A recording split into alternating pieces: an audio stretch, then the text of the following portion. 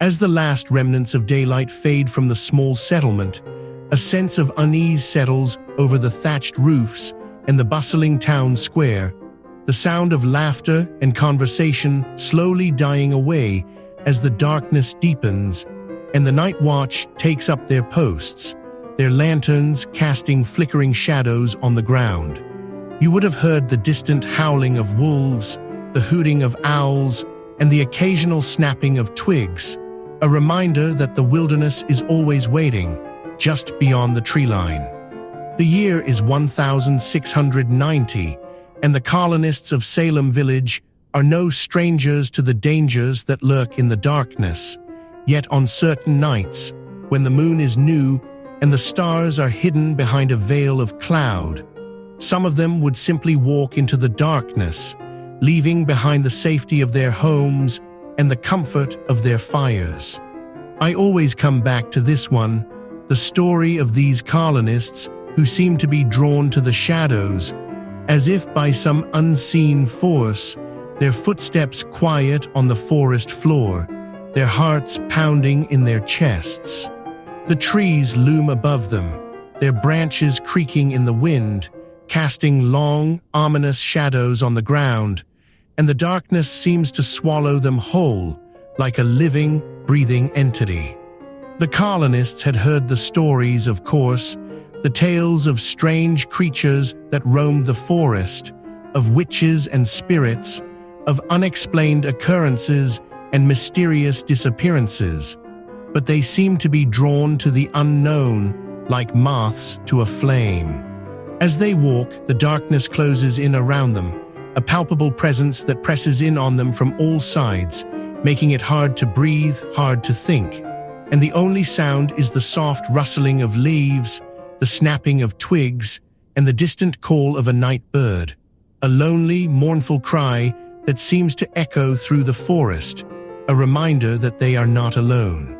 The colonists move slowly, their senses heightened, their eyes straining to see into the darkness, their ears tuned to the slightest sound, and their hearts pounding in their chests as they walk deeper into the shadowy, uncharted night, further and further from the safety of their homes and the comfort of their fires.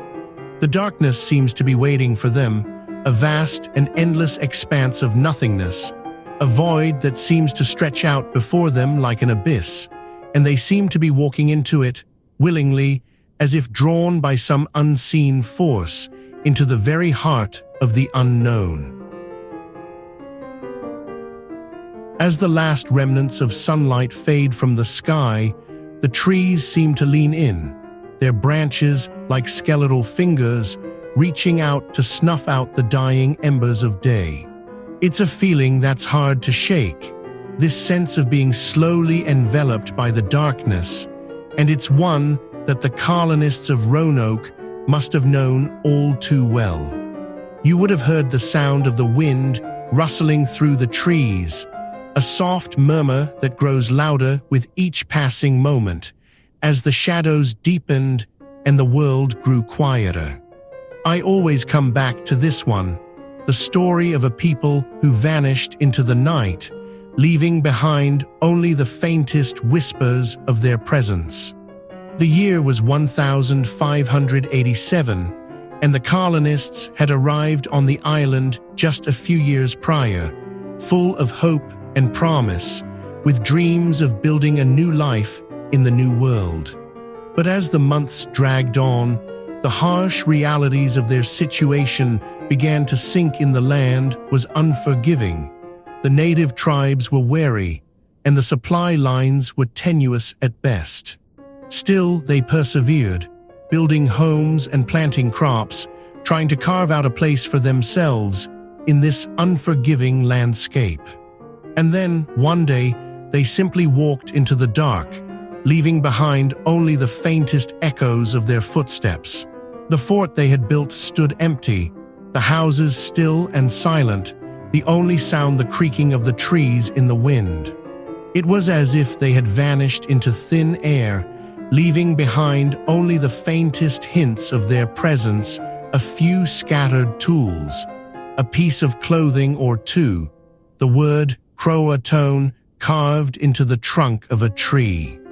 The darkness seems to press in around us, a palpable force that's hard to ignore, and it's easy to imagine the fear and uncertainty that must have gripped the hearts of those who came searching for them.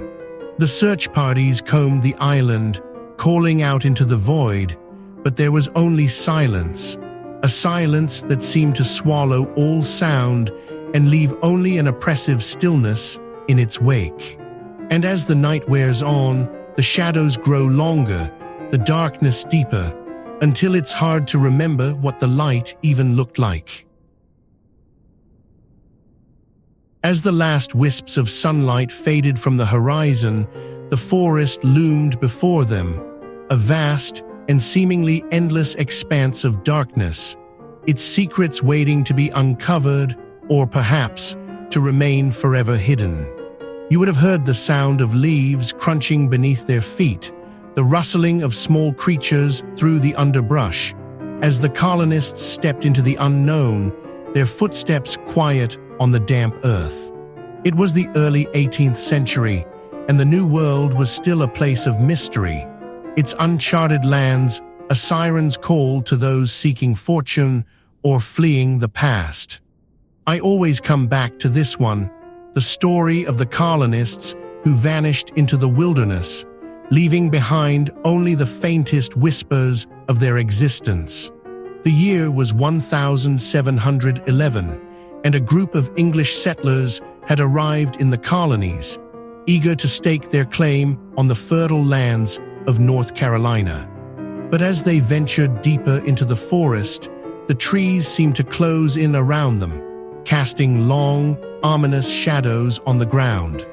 The colonists had been warned about the dangers that lurked in the darkness, the Native American tribes, the wild animals, the unrelenting terrain, but still they pressed on, driven by a sense of adventure or perhaps a sense of desperation. As the days turned into weeks and the weeks into months, the colonists began to disappear, one by one, until only a handful remained, their voices hushed, their eyes scanning the trees, searching for any sign of what had happened to their companions. The darkness seemed to be swallowing them whole, and still they walked on, deeper into the heart of the forest, further into the unknown. It was as if they had become trapped in a living nightmare, with no escape from the shadows that pursued them. And then, suddenly, there was silence, a silence so profound, it was as if the forest itself was holding its breath, waiting to see what would happen next. The darkness had claimed them, and they were gone, lost forever in the vast and mysterious lands of the New World. The darkness that awaited them was almost palpable, a living entity that shrouded the unfamiliar landscapes they sought to settle. It's a feeling that's hard to grasp, the notion of stepping into the unknown with little more than faith and determination to guide you. The colonists who ventured into the American wilderness in the early 17th century were no strangers to hardship, having faced the unforgiving seas and the bleak realities of their newfound home. Yet it's the ones who wandered, alone and unafraid, into the dark expanse of the forest that fascinate me. I always come back to this one. Their stories are often lost to the annals of time, reduced to mere footnotes in the grand narrative of history. But it's in these forgotten tales that we find the true essence of courage, a courage that's not born of bravado or fanfare, but of a quiet resolve to persevere. You would have heard the rustling of leaves, the snapping of twigs, and the distant howl of wolves, a reminder that you are not alone in this vast, uncharted territory. The darkness would have been absolute, a heavy blanket that suffocated all sense of direction, leaving only the faint glow of the stars to guide you. As you walked, the trees would have seemed to close in around you, their branches like skeletal fingers reaching out to snare the unwary traveler. The air would have been thick with the scent of damp earth and decaying leaves, a primordial aroma that spoke of life and death in equal measure. It's a scent that's both haunting and beautiful, a reminder of the cyclical nature of existence. And still they walked, driven by a sense of purpose, of duty, of a dream that beckoned them deeper into the heart of darkness. The silence would have been oppressive, punctuated only by the sound of their footsteps, a steady beat that echoed through the stillness. In this desolate landscape, time itself seemed to lose all meaning, the past, present, and future blurring into a single, endless moment. It's a feeling that's hard to shake, the sense of being suspended in a state of limbo, where the only constant is the darkness that surrounds you. And yet, it's in this very darkness that we find a strange, haunting beauty, a beauty that's both captivating and terrifying. The darkness that awaited them was a test, a trial by fire that would either consume them or transform them, a crucible that would forge a new people, a new nation, from the very depths of their collective soul. As the last remnants of sunlight fade from the horizon, the forest grows darker, the trees like sentinels standing guard over the secrets that lie within, their branches creaking softly in the evening breeze. You would have heard the stories, whispered tales of colonists who ventured into this very wilderness, never to return, their fate a mystery that has haunted the annals of history for centuries. I always come back to this one, the story of the Roanoke colony, established on an island off the coast of what is now North Carolina in the late 16th century, a place where the air is thick with the scent of salt water and decay. The colony, founded by John White, an artist and cartographer, was meant to be a thriving English settlement, a beacon of hope in the New World. But it was not to be, for when White returned from a journey to England, he found that the colony had vanished, leaving behind only a few cryptic clues, a word carved into a tree, Croatone, a name that echoes through the ages, a haunting reminder of the transience of human existence. The colonists, it seems, had simply walked into the dark, disappearing into the vast and unforgiving wilderness, their footsteps swallowed up by the silence, their voices lost to the wind. As we wander through the forest, the trees seem to close in around us, their branches tangling overhead, casting deep shadows that stretch and twist in the fading light, and we can't help but feel a sense of unease, a creeping sense of dread that seeps into our bones, a reminder that we are not alone in this place, that the ghosts of the past still linger, their presence felt in the rustling of leaves, the snapping of twigs. The wind stirs, and the trees creak, their limbs swaying in the darkness, a somber reminder of the mysteries that lie just beyond the reach of our flickering candles, the secrets that the night whispers to those who dare to listen. And so we'll follow the trail, a slow and winding path that leads us deeper into the heart of the forest, where the darkness is deepest and the silence is most profound. As you sink deeper into the night, the shadows cast by the flickering candles of history grow longer, and the whispers of the past begin to seep into your consciousness, like the gentle lapping of dark waves against the shores of time. The colonists who vanished, who simply walked into the dark, their footsteps echoing through the forests, their hearts filled with a sense of wonder,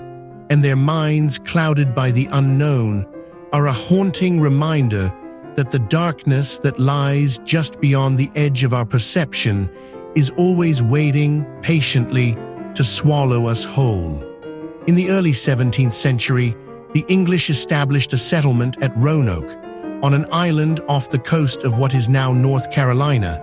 and it was there that the darkness first began to exert its strange and inexplicable pull, drawing the colonists deeper into the wilderness, further and further from the comforts of their familiar world. The colony, established in 1587, was the brainchild of Sir Walter Raleigh, who had envisioned a thriving English outpost, a beacon of civilization in the New World. But it was not to be, for the colonists, mostly men, with a few women and children, were ill-prepared for the harsh realities of life in the wilderness. I always come back to this one, the story of Roanoke, because it's a reminder that even the most seemingly rational and level-headed among us can be drawn into the darkness, can be consumed by the very mystery that we seek to uncover. The colonists, you would have heard, were a mix of gentlemen, artisans, and laborers, all brought together by a shared sense of purpose, a desire to build a new life, free from the constraints of the old world. But as the months passed, the colony struggled to survive, plagued by disease, hunger, and the constant threat of attack from the native Algonquian tribes. And then one day they were gone, vanished into the darkness, leaving behind only a few cryptic clues, a scattered handful of artifacts, and the haunting question, what happened to them, what drew them into the night, never to return. The words Croatoan carved into a tree, a possible clue to their fate, but one that only serves to deepen the mystery, to draw us further into the darkness, where the truth, like the colonists themselves, remains lost, forever shrouded in the shadows of time. As the last remnants of sunlight fade from the horizon, the stars begin to twinkle like diamonds scattered across the velvet expanse of night, and the world is bathed in a soft, lunar glow, a time when the veil between reality and the unknown seems to grow thinner, more fragile. It's in this eerie, crepuscular hour that I always come back to the stories of those colonists who, with a sense of unyielding determination, stepped into the darkness, leaving behind the familiar comforts of their settlements, the warm glow of fires, and the reassuring sounds of human activity. The year was 1590, and the place was Roanoke, a small, isolated outpost on the outer banks of what is now North Carolina, where the dense, primeval forest seemed to stretch on forever, a vast, uncharted sea of trees that whispered secrets to the wind. As you would have heard the rustling of leaves, the snapping of twigs, and the distant call of a night bird, the colonists, led by John White, had arrived on the island 3 years earlier, full of hope and anticipation, driven by the promise of a new life, a fresh start, and the chance to build a better future for themselves and their families. But as the months went by, the harsh realities of their surroundings began to take their toll, the scarcity of food, the lack of shelter, and the ever-present threat of disease and violence, all of which conspired against them, wearing them down, testing their resolve, and pushing them to the very limits of human endurance. The fort they had built, a fragile, makeshift structure of wood and earth, seemed to stand as a symbol of their determination, a beacon of hope in a desolate, unforgiving landscape. But it was a fragile, impermanent thing, a fleeting moment of triumph in a long, slow struggle against the forces of nature, and the darkness that lurked, always, just beyond the edge of the firelight, waiting to reclaim the land, to swallow them whole, and to erase all memory of their presence. And yet, despite the dangers, despite the hardships, they pressed on, driven by a fierce, unyielding spirit, a sense of purpose, and a determination to survive, to thrive,